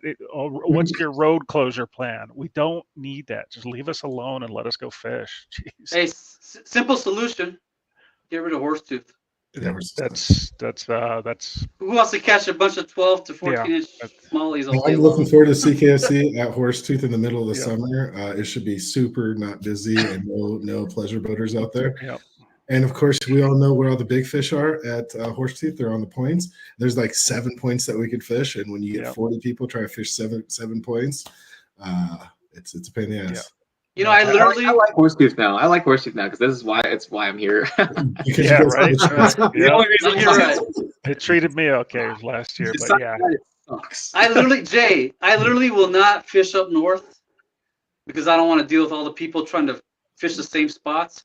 Yeah. I go south for just to avoid. I know I won't win down there more likely, but I still want to deal with the people. I mean, the South is different, right? It's it's more like a lake. Like it's not all about main lake points there, and it's not as deep, and it's a little bit different. The North, you know, and then you get all the paddle board. It's an interesting place for sure. Yeah. There's a good scenery up north though. All that for a bunch of 11-inch. Chenchar and some yoga pants out there, man. Like, Yep. Up north. Matt Flanagan's always got the tights on. You know, under the shorts. Yep. It's like a little teaser. That's how the New Zealand guys fish. Damn right, man. Yeah, but you know what? I'll say this about Horsetooth. So, I truly believe that CKB has the best approach for Horsetooth this year. Because Which is late. They are hitting it potentially in the spawn where you can get up into those. It opens a lot more area for people to target bass, where you can get up into the trees, and especially if we do have water, you know, if the levels stay high, you can fish in the bushes and the trees. Regardless, you can fish the shoreline there, right? It's not the same 2 or 3 points off the same launch that we all know that everybody goes to and fights over, and it's a race to get to. I am in the same boat. I don't love that. I want everybody to be able to go find their spot, target bass, and I think the way that you guys are doing it this year is brilliant, Matt. Hitting it potentially during the spawn where, you know, these 16, 17-inch smallmouth are now moved up on the shore. I think that's the best and potentially maybe the only way to fish as a tournament for Horsetooth, and I really commend you guys for doing that, because I think that there's a lot of thought that went into that between you and James, and I want to give kudos to you guys for doing that. Yeah, he's the schedule guy for sure. We did CKB spring tournament 2 years ago, I think it was, and it was the first tournament of the year, and it was like late April. Yep. And I mean, you know, I think Ali won with like 84 or something like that. That was my first tournament ever with you guys. Yeah. I think, there's a bunch of people between like 70 and 85. And I mean, the beauty of it is like we had very few pleasure boaters out there. Yeah. No skiers out there, hardly anybody of the paddle boards because they weren't even renting paddle boards at that time because it was so early, it didn't open. So just a lot easier to fish. Do you have a question for you guys? So April 20th is our first CKFC tournament on Boyd. We know how Boyd ended last year. Right. How epic it was, other than Matt finding something. Oh damn! But for the rest of us, we know how much I celebrated catching a 10-inch smallmouth at like 1:30, and I was the most excited person to catch a one fish. Yeah, this guy's over here bragging, winning with 59 inches or whatever. I was just gonna say, I think I definitely won the smallest inches tournament for probably any tournament in Colorado ever. Has to be. No, I think Josh Hines, or was it? I think Hines won one tournament. At it was John Lake Martin. Out East. John Martin. John Martin with 4 fish. Oh, I would believe John Martin. John Martin. Yeah, he was with that jig like that. That was my first tournament I ever judged, and there was like 15 fish in the whole tournament it caught. We're not going there this year. Yeah, we're never going back there, man. Never. I hope it turns around. Like I really love that place. The tackle shop out there, the community out there. It was a good spot, Like that was a great thing. It's just we got to turn that fishery around, So for multi-species, that place is a rock solid place for multi-species. Well, last year was a struggle for multi-species too. So I mean, the year You're right. The year before was amazing. You were catching slab crappie every cast. You were catching white bass all over the place. I mean, like the multi-species was. I caught my last walleye in the last 10 minutes of that tournament, and it threw me up there. But yeah, it was tough. But yeah, I cut you off, Jason. I don't know where you're going towards, but are you thinking Boyd's going to be better in April? Well, I'm wondering, what do you guys think for inches? Who knows? It's a crapshoot, right? Like, I hope it's better than it's been. From my experience at Boyd in April and early, because we've typically had early tournaments on Boyd, like first tournament of the year. I fished there a few tournaments where it snowed on us, and like it's been hit and miss, spring in Colorado. Yeah. I'm hoping it fishes better than it did fall. Can't fish worse, can it? Know. Knock on wood. I think that Boyd is going. So, Colorado speaking, Boyd is still pretty north. I'm guessing that it's not going to really be on the banks, but it's going to be a little closer. You might be able to get something closer to the banks, closer to the docks, but I don't know if they're going to be pushed up there or not. You know what? If the water level holds from last year, where we were in the fall, that was the saddest thing because it looked so good to everybody, right?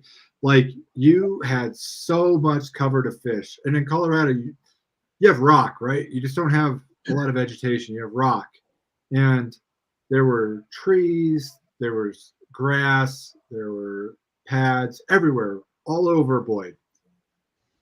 They were probably in that stuff, but like 50 feet past where you could cast into effectively, right?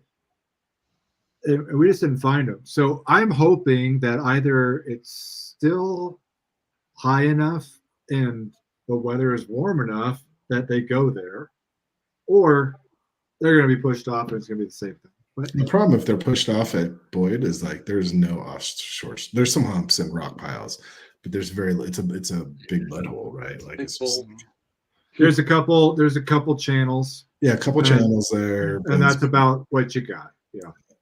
Hey, let me ask this question. Change the subject real quick. Sorry. This is for Matt. So Matt fished his first multi-species tournament last year. It's Spinney, I believe it was, or was it 11 Mile? Spinney. Spinney. Yeah. Will you be doing another one? Did you enjoy it? Did you like? I'm trying to get your feedback here. I did. I didn't enjoy targeting trout, I guess. I did not enjoy it. I shouldn't say that. Because I did hook into a really big rainbow. I just didn't get it in the boat, unfortunately, or I probably would have got a top 10 because the trout were so hard to come by that day. But yeah, I liked it, and I will be doing the doubleheader that we have in July. I'll be That's doing what it again. I was gonna try to. That's Yep. what I was gonna lead into that exactly. Oh What I yeah, was gonna lead I into. already got my campsite. But I'd love to Yeah. get your feedback coming from because you're a true bass guy, right? I mean, Uh, you don't fish for anything else other than bass, right? like Randy Moss, straight bass, homie. So, yeah, I'd just like to get your feedback, on like coming from a bass guy. Would you recommend bass guys target target pike like that because they're using bass Yep. gear? Yep, absolutely. Yeah, absolutely. Yeah. I mean, I was mostly slow rolling a spinnerbait, and I had the pike figured out for sure. My problem was that being my first multi-species and not having a lot of experience with it, I just spent way too long on pike. I already had my 2 pike, but I was so dialed in on them. I was like, I know I'm going to get another over 32. I know I'm going to get another big one or over 30. And I just spent way too long trying to get one more good pike before I. So I'll say this. I tell people this all the time, and I love bass fishing. I absolutely love bass fishing, right? But when it comes to tournaments, I have more. It takes a lot more thought process, a lot of you have to think about a lot better as far as a plan goes when you multi-species fish, because like you said, you spend too much time pike fishing, right? So you got to have a plan in place. Like, how many inches do I need for pike, and how many inches do I think I need for trout? When do I leave the pike? When do I leave the trout? When do I go for walleye? When do I go for bass? I mean, you really got to really think about it, your whole plan. And to me, it's a lot more difficult to win a multi-species tournament than it is a bass tournament, because bass, you're just fishing for bass all day long. Yeah. There's no thought other than, when to leave that school of bass, maybe and target a different thing, but different species is a whole different game, That's what I love about the multi-species is that it's more challenging in that regard, right? So, yeah. But I want to get your feedback on that. Yep, I'll be doing it again for sure. Yeah. Right on. Yeah. So Matt, that transitions perfectly to talk about, that specific tournament that, in July, right? So we're doing something different this year, and this was Jamie Sandrovich's idea. Jamie is the new multi-tournament director, and he's been on the board before several times.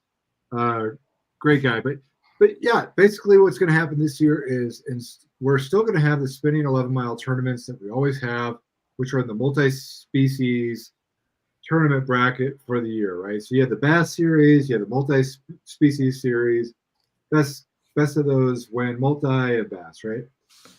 We're doing something different this year. So this year we are doing a charity-only event, and basically everything that is put into this event is going into charity. The charity this year is the Cast for Kids, which you can look that up. You can find it back on our page. Basically, that is pushing money towards. There are a bunch of tournaments within Colorado and throughout the nation that basically they're introducing kids with disabilities to fishing and using that as a means of basically just enjoyment, just a good day out on the water, having a good time. And there are people that are savvy enough to take them out on the water, help catch some fish, and hope that helps them have a great day, right? So that is our charity this year that we're pushing towards, and super behind it. I love it.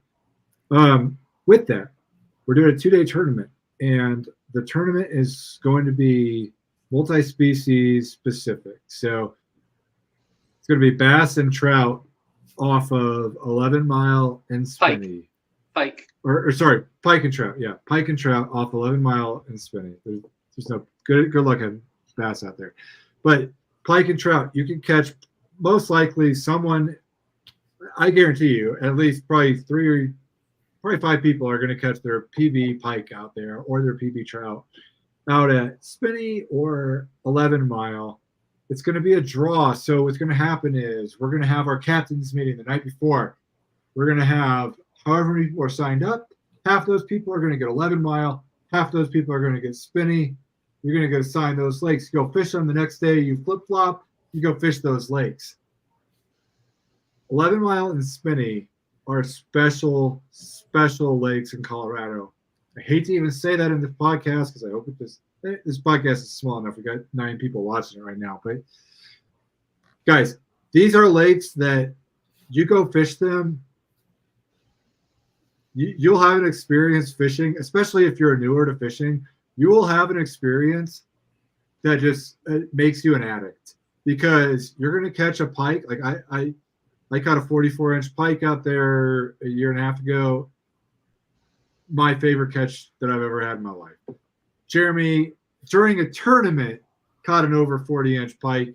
These tails are just our catch boards are 36 inches. The tails are laying off of them on the other side. It is awesome. But what we're going to do this year that is so cool is we're doing MLF style. So Major League Fishing, if you haven't watched Red Crest, which is their version of the Classic, which is going on right now. Tomorrow you can live stream it through the weekend. It's their championship. It's basically the same thing. Every fish counts as long as it's a scoreable fish, right? So you can catch 20-inch pike. Every single one of those fish are going to count. Josh Hines, president of the board, one of the most selfless people I've probably met in Colorado since I've lived out here, is basically volunteering his time away from fishing to judge every single fish that's going to come out of these lakes. Spinning 11 Mile, there are going to be, we're probably going to have 50 people fishing this tournament, minimum. There are going to be hundreds and hundreds of fish, if not thousands, caught out of this lake. Josh is volunteering his time to judge every single one of these. By the way, we're in the middle of the boonies, so Josh is dedicating his time to judge all these fish in a place that has service so that we can have the great experience to donate all this money to Cast for Kids. So big props to Josh Hines for what he's doing. But basically, MLF style, catch as many fish as you can. If you catch a million, 12 inchers, you'll win, but whatever. Yep. But you can catch a million trout. You can catch 500,000 giant pike. It's going to be a blast. And the best thing about it that I love is that I told Matt about this last year. Matt, you can speak to this. Matt Flanagan, I was like, hey, Matt, I know you don't fish multi. You fish bass. And if there's one place you're going to fish, Alex has a place out there. We do the awards out there. This is the best tournament of the year, bass or multi, regardless, just because of the culture that's surrounded by it. But I told Matt, I said, hey, throw a chatterbait, throw a spinnerbait, throw whatever you throw for bass. The pike are going to eat it. Yeah, I just did it because we were in the 2-month drought of no tournaments, no bass tournaments. And I was itching to compete. So I was like, sure, what the heck, I'll do it. Ended up getting my personal best pike, like 36 inches, probably something like that, 36, 37. It was only a 32-inch board, so I don't know exactly what it was, but got my personal best pike. It was crazy. So real quick, do you have to get both? Is there any minimum of trout, minimum of pike, or it's just whatever? You can catch trout all day. You can catch pike all day if you want. Okay. And one other thing that I want to throw out there is that in Colorado, we have a very unique opportunity to catch something called a tiger muskie. Alex can speak on what a tiger muskie is. I did not know what the hell a tiger muskie was. I moved to Colorado. I'm in the military. I travel all over the place. I moved here the first day with fishing out there.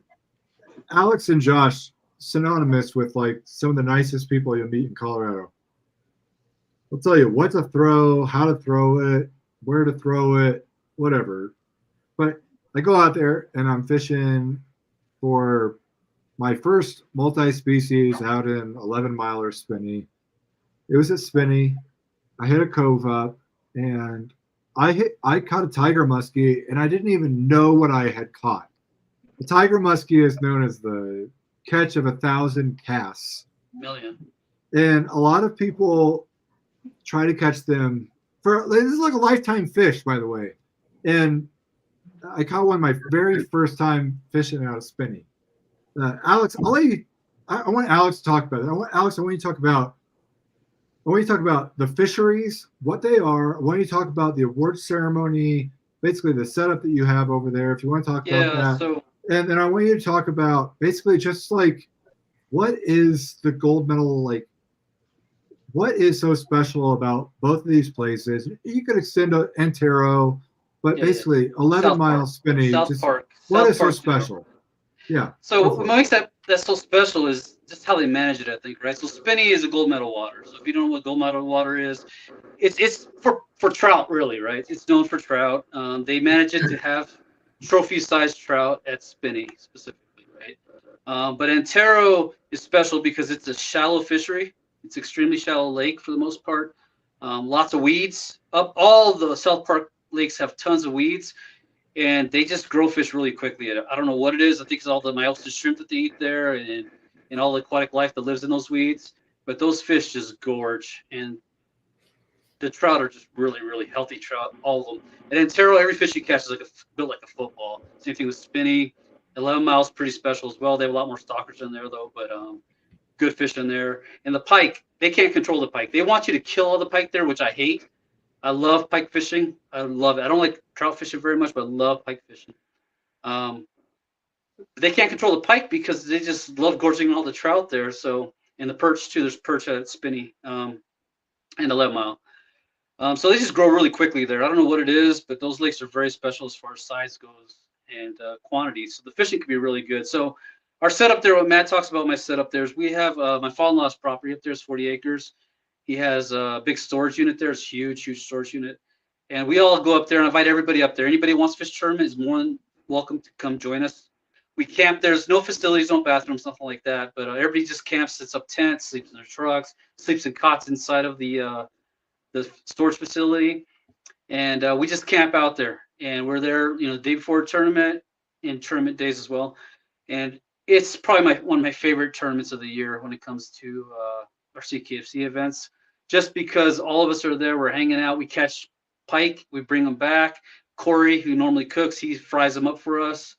And we eat great. We drink, tell fish stories, and just hang out and get to meet people and get to learn more about people. I've met so many people there for the first time, and it's just a really, really good time, as Matt could tell you, Ronnie could tell you. Yeah, it's a great time. We have a good time. So, I mean, that's it. But I really want to talk about more is, and Matt, you could talk about this more, is get back to the charity and that special event that we have going on in July, the 2-day event. How 100% of the proceeds are going to go to the charity. It's going to be random giveaways. Is that correct, Matt? I'll let you take over, but you could talk about that.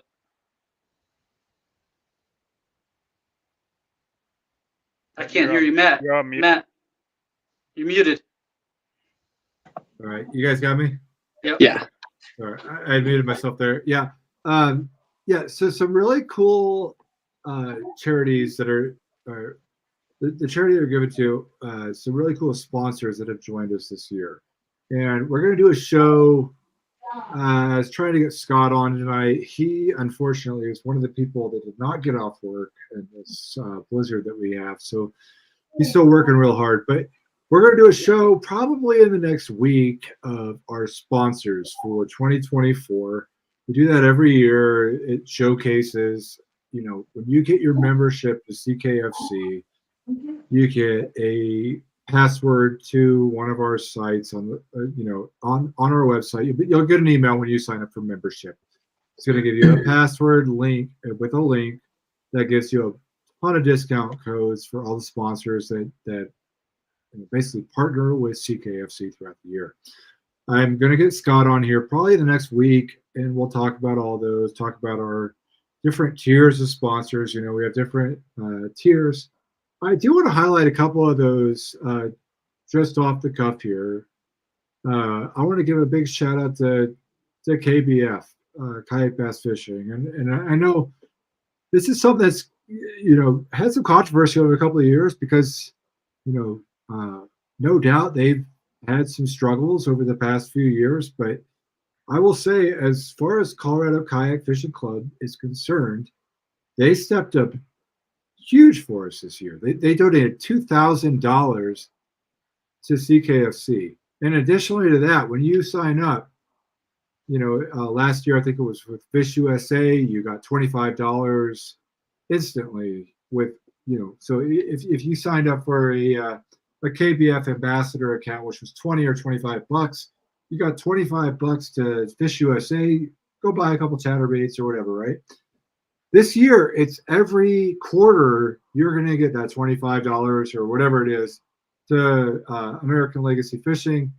If you listen to Tackle Talk, that's their main sponsor out there. I just did it, Matt.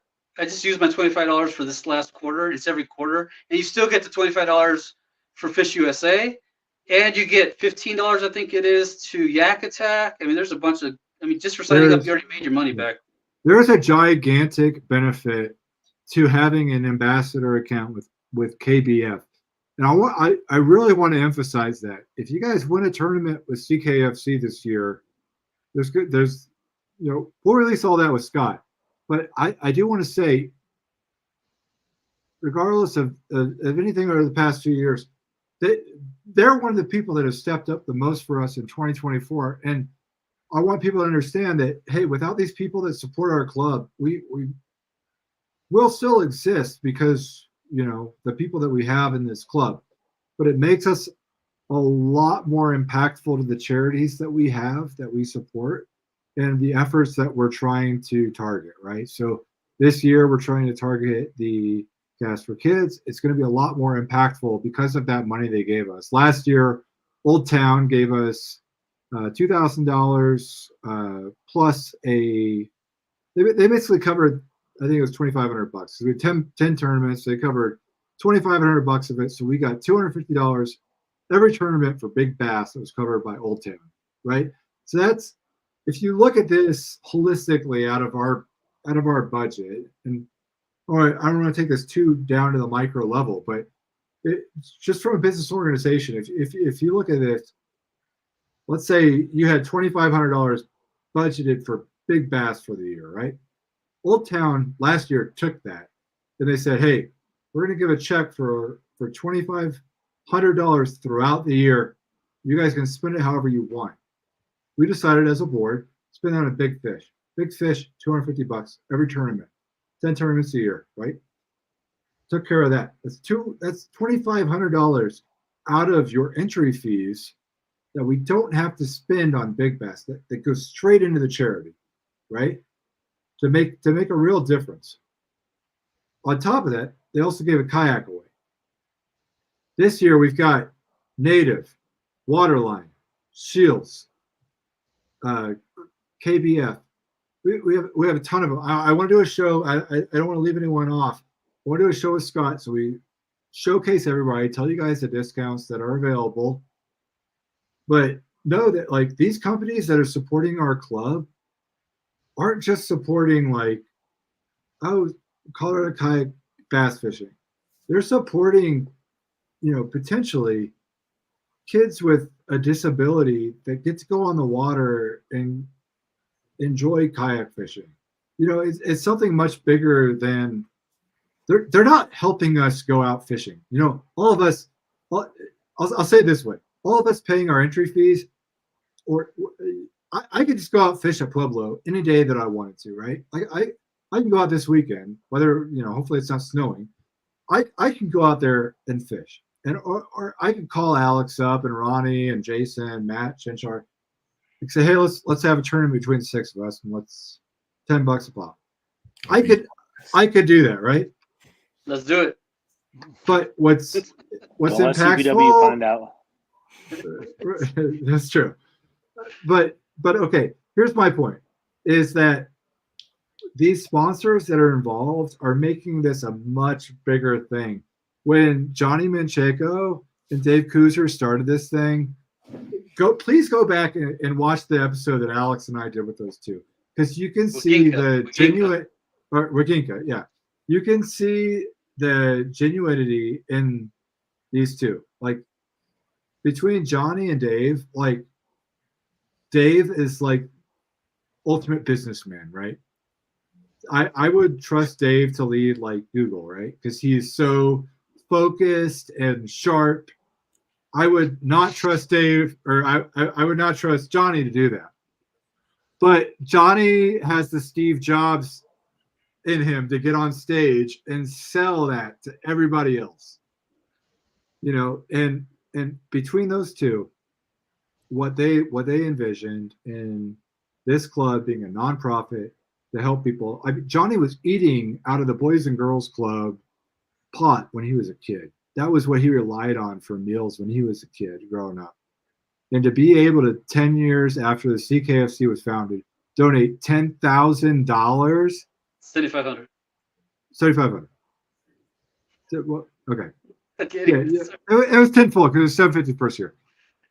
But to donate that much, to donate that amount of money to that charity, it's insane. So there is a huge difference. This might not be on a giant corporate scale of donating millions of dollars to different charities. I will say that this is very more direct and very more impactful in your community than a lot of other places that you could do it. So with that, I would just say these organizations that are saying, hey, especially in the year we are in now, Jason and Alex, you're on the Titan staff right now. I'm on Old Town staff right now. Matt, we're all sponsored by different people. This is not the year that people are stepping up and saying, hey, we're going to spend more money than we usually do. This is a year that most organizations are saying, hey, it's a tough time right now. We're pulling back a little bit. So for organizations to step up in this time and to say, hey, we're going to support the CKFC, we're going to support Cast for Kids, and we're going to support the nonprofits that you guys are supporting, it's a big deal. So let's get behind these organizations that are supporting us, whether it's Shields or whoever it is. Ronnie. Trying to point down to the. We're trying to point down over there. Ronnie's my guy in a red shirt and khakis. We're going to talk to Ronnie before we get off here. But hey, these people that are in a I'm not going to get political and say that we're in a recession or stagflation or whatever. But hey, the fact of the matter is, a lot of organizations are not donating to places like this and are in fact pulling back. And I will say from behind the curtain for CKFC this year, we have seen a lot of people pulling back and saying, hey, sorry, we can't do it this year. The people that are doing it this year, we need to get behind them and support them because they're stepping up for us. And if you have the means to do it, support them, you know? So, yeah, I want to talk about two more things tonight. I want to talk about the All-American Kayak Series, the All-American Kayak Classic, right? So, hey, if you're in the All-American Kayak Classic and you're on the roster, if you're on the roster, awesome. If you told us that you can't do it, that's fine. We all have things that pop up. I'll tell you this right now. We have spots for you. If you are in the CKFC, you fished last year in 2023, and you want to fish the All-American, we have a spot for you. Sign up. We have 30 plus spots that we can send people to the All-American. It's at Truman. Hit me up individually or our Facebook page. We'll get you in. Two things else I want to talk about. First, I want to talk about Romero Insurance, which is one of our gigantic sponsors for 2024, was a sponsor in 2023. And then I want to talk about the Titan X, which Alex and Jason have. So, Ronnie, first off, I have insurance with Ronnie, first off, and my wife is the best user of Romero Insurance because she's terrible. She's from Texas, and she drives in the snow, and she crashes her car. But beyond that, I will say, hey, if you have a kayak, you need to insure that crap. If it's worth more than $500, if you have more than like a perception, insure that shit because your kayak, your rods, your light scope, or your transducers, or whatever you have, that stuff adds up. And it's the difference between Alex last year drowning all of his crap in the water and being able to replace it, or having to pay what someone else in the club had to do when they rolled their vehicle to have to pay for every rod, every reel, every transducer, every graph, every kayak. That crap adds up super fast. And I don't think everybody understands how inexpensive it is to replace this stuff with insurance throughout the year. So, Ronnie, I want you to talk on that. I don't want this to be just like me, spotlighting you on it, but it is important for our guys to understand because we did have a very serious circumstance last year where it was not taken care of. You're muted, Ronnie.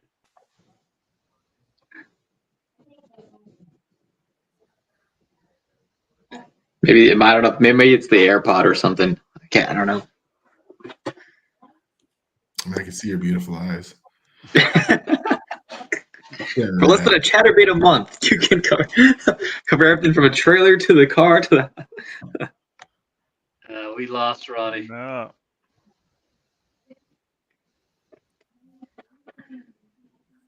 All right.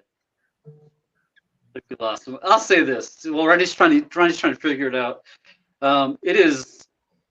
I mean, I won't give exact cost, but it's extremely cheap. I mean, it probably ranges anywhere from $75 to $150 max to insure your stuff for a year.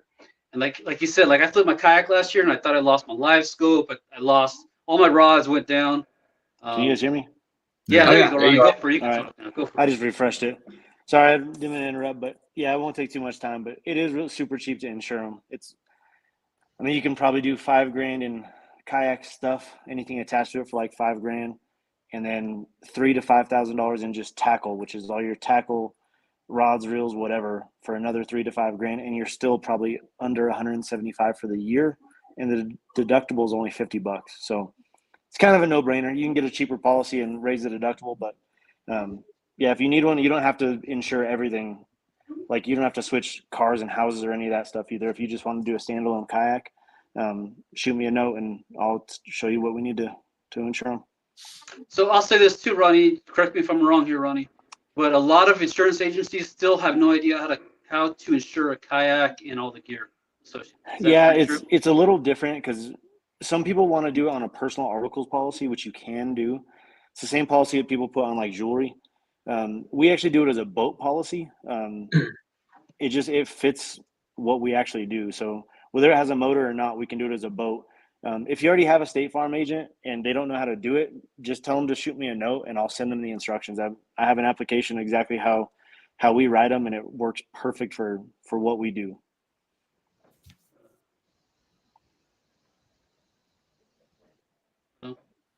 Perfect. Cool. Yeah, thanks, Ronnie. Again, Ronnie, thanks for sponsoring the club, man. It means a lot to us, So we Yeah, appreciate thank you, Ronnie. Justin Aller, to give props to Justin Aller, he did it for years. He really did. Mm-hmm. He stepped up big for years, and then Ronnie's taking the role on after him. So yeah, big props to Justin Aller. Justin, a lot of people have Justin still, and that's great. Yep. And his office knows how to do them. He's got 2 offices up north, so if you need him to do it, he can do it as well. But yeah, huge shout out to him. Let me kind of take the torch. And then Ronnie took over from him, so huge shout out to both of them. Yeah, we should probably wrap this up. We're at 143 right now, Matt. Oh, you're muted, Matt. Matt Flanagan looks like he's sleeping. I know. I thought this was the 24-hour podcast. It's like, Am I the wrong one? So I had another podcast I had to be on like right before this, and then I had a great idea to just like, hey, let's get on and do something. The very last thing I want to talk about, and I will say this full disclosure, I am an Old Town guy. I'm on Old Town staff, but Alex and Jason, I do want you guys to talk about the Titan X. I know it's got a ton of buzz, and if it wasn't for the autopilot, it's probably the kayak I'd be sitting in. So, guys, talk about it. That's one of our sponsors this year too, and I really want to get behind the people that are supporting the club. So, just do, Jason, you've been in it. Talk about your experience with it. Alex, you're getting in it as well, and I know there's been a lot of questions on the page about the Titan X. So. Let's talk to some people that actually have one right now. Jason, go ahead. Yeah, I mean, plain and simple, it's just like a progression of the Titan series, right? Titan series has been around for 5, 6, 7 years. I've had a 13.5, a 12, and now I have the 12.5X. Most stable kayak on the market. I don't care I will test it against anything. And I'm talking about primary stability because yes, the Hobie PA has great secondary stability. Sports or Old Town does too. But if you get into a Titan and I'd be more than happy to let anybody grab mine, take it for a spin or whatever. You will feel that it is just stuck on the water. It is there's some of the tightest stability out there. But the new Titan, I mean, the biggest thing, it's made to be electrified. Most people, when you see it, has multiple batteries in it. Mine, I'm running XI3 on the front, 100 amp in the back. I got a 50 amp in the front for the fish finder, the live scope, all that other stuff. There's panels, dedicated storage. The batteries in the back is really nice because it's actually deep storage. So it keeps it below the water line. So once again, adds into the stability of things. And then, there's a lot of great drives on the market, but, Native has the oldest, most consistent drive that's propel, right? Or that's prop driven. It's been around forever. It's a pre-proven system. Yes, there's some maintenance to it. I know there's some other drives that say they're maintenance free, but there's a little bit of maintenance to it. But you do that type of stuff and it'll last you for years. So I think it kind of just keeps the tradition of the Titan and just kind of continues to push it into where the fishing community's gone and where the entire industry's gone, right? So more options, more flexibility, more capability when it comes to electronics. Yeah, I'll say they designed this kayak. The fishermen designed this kayak. So a lot of the pro staff guys had a lot of input into this kayak and developing it exactly for whatever he uses it for. So like for me, for example, I have a Slayer Max. There's one on the wall right here too, but that's my AOI trophy, by the way. I won. That Slayer Max is what I won AOI with, Bass AOI. That's the exact kayak. But anyways, so I love my Slayer Maxes, right? But there is some downfalls with the Slayer Max. The only downfall really for me versus the Titan X now is that when I take a motor, I have to decide if I'm taking a motor or if I'm using my power pole. Because there's only one place for it. On the Titan X, now you have a place for a whole, what do you call it? Transom? A transom mounted motor. And you could also have two power poles on there if you wanted to. Not one, but two. And you can still have an XI3 on the front. Like, you could have all that if you wanted to, right? And like Jason said, there's a swivel seat now too. So the seat swivels 360 degrees. For me, with a bad back, always having to reach behind me, that's always been a problem. So now it's going to help me a little bit. Casting to shore, if you want to swivel and cast to shore, I'm not all twisted up fishing the whole time. That's going to be pretty big. It's stability. I can't wait to get my hands on my Titan X. I get it next week. It's a 10.5 foot. Jason makes fun of me for that, but It's a fun size one. So I will say it's a heavy kayak, right? I think that's it's a heavy kayak. So I went to 5 because I'm small and I'm weak, and I do not want to lift that big ass the 12.5. It's too much. I'm looking forward to. I'm looking forward to buying one of yours next season when you get your 2025. I'll be taking your scraps. Yeah. I like it. As a diehard Hobie guy, but I mean, if he hops in one, more welcome to try one of ours. Yeah, so I'll say this, Jason. I like those. I like those Titan X's, man. Don't get me wrong. I love that they listen to the fishermen. They listen to the community, and then they have a great pro staff that they actually care about. And you can tell by all the features that were added that they listen. Sorry. The one thing with Native, like you're absolutely right. Like it is much more like it's smaller, right? So like if you think about it, like it's an independent, right? Versus let's like the mom and pop shop versus like the big box. It's smaller. There's less levels to the designers and developers. I mean, when we were at Fork, Alex had a little issue with his drive. He was texting Shane, who is the lead designer for Native, trying to figure out what size bearing we needed. So I mean, that's like how close or like how easy this can reach up, and they're listening. So that's definitely nice thing from that side. It's a bigger organization, bigger. That's huge. I will say that from a pro angler 360 dude before, I had reached out to Hobie direct, and this is not me throwing shame on them, but I had unanswered messages to them before about real issues that I'd have. My wife had to drive 360 drives out to me from a dealer here during a tournament because they had not worked. They had failed during the tournament in 20 feet of water. But I will say there are dealers around here in Colorado that you can, you can find dealers here. They'll take care of you. This is the thing about local, support your local dealers. They will be the ones to take care of you. But we also need to support them when we buy our kayaks, because they're going to be the ones that are around to take care of us when something bad happens. And if we don't support them on our purchase or major purchase, then we only support them on our minor purchases. They might not be around to be able to take care of us when we are in those situations. So I was in a situation, I was at Trinidad, my 360 drive froze up in 30 feet of water. My wife was able to drive one down from the springs where our dealer was able to bring one down to us. I reached out to Hobie Direct to take care of me on that. They did not respond to me at all. I reached out to my dealer, and well, actually I did get a response from Hobie, but it said, hey, you're out of warranty, but we're working on a solution. Which, as a person that bought a $5,000 kayak, that didn't sit well with me. And I'll tell you what, my dealer said, hey, we'll take care of you regardless of what Hobie does.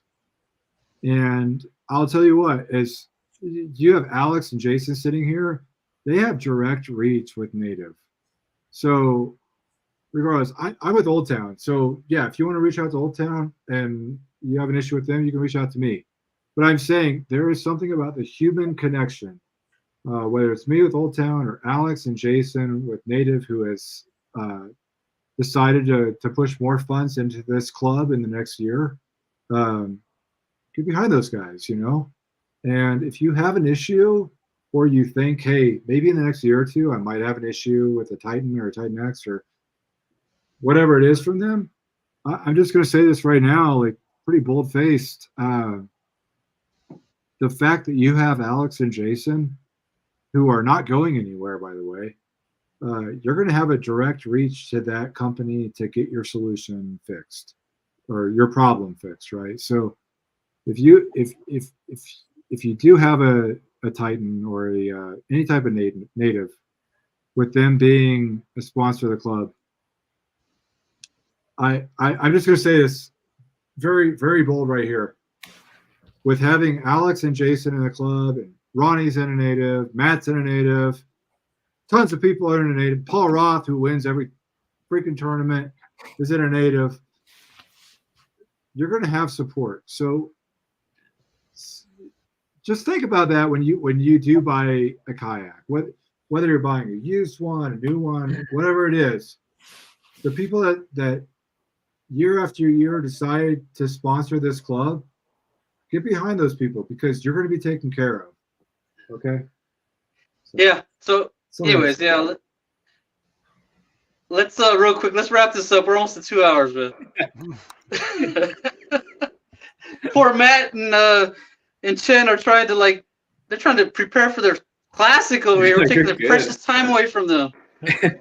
All right. Yeah, let's do it. Hey, good luck to you guys. Good luck to Chen. Good luck to Matt. Good luck to the other Matt Arledge.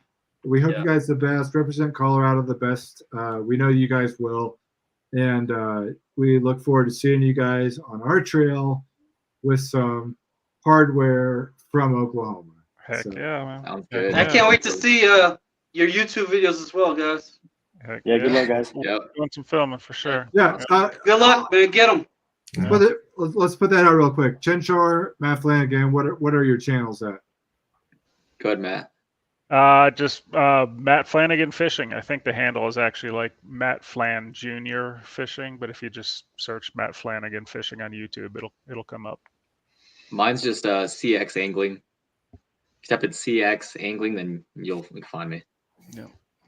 Awesome. My OnlyFans is now planned. What's that? And Alex has a plethora of feet pics on. Yeah. So my handle on OnlyFans is Toes for Hose. Toes for Hose. One slightly thick angler. Nice. Oh yeah. Yeah, Alex, you're not allowed to put Steph on your on your feet anymore. Okay. That was Ronnie. If you get a new subscriber later, it wasn't me. Yeah. Low key, it was Chen. But all right, thanks, guys. Thanks Yeah, so all right. much for joining us. Thanks everybody for watching. Again, this is super last minute. We just want to have a good time. We got some extra time here with some snow days, and thanks everybody for tuning in. Best of luck to Chen, Matt Flanagan, Matt Arledge down at the Classic. You know, you guys are gonna do what you know down there, and you guys are gonna do great. You're gonna represent Colorado great. We are so excited to cheer you on in the next week here. So congrats for getting there, and congrats for everything you guys do there. Enjoy it. We're all behind you. Have a great time. All We're right. looking Thanks, forward man. to a 2024 season. Join the CKB, join the CKFC, support your Colorado kayak fishing clubs, and let's just have a great year. Thanks everybody. Thanks Alex, Jason, and Ronnie. Let's have a good night. There you go. Sounds Thanks, good. See you fellas. guys. See you guys. Later. All right, thanks guys. See you next time.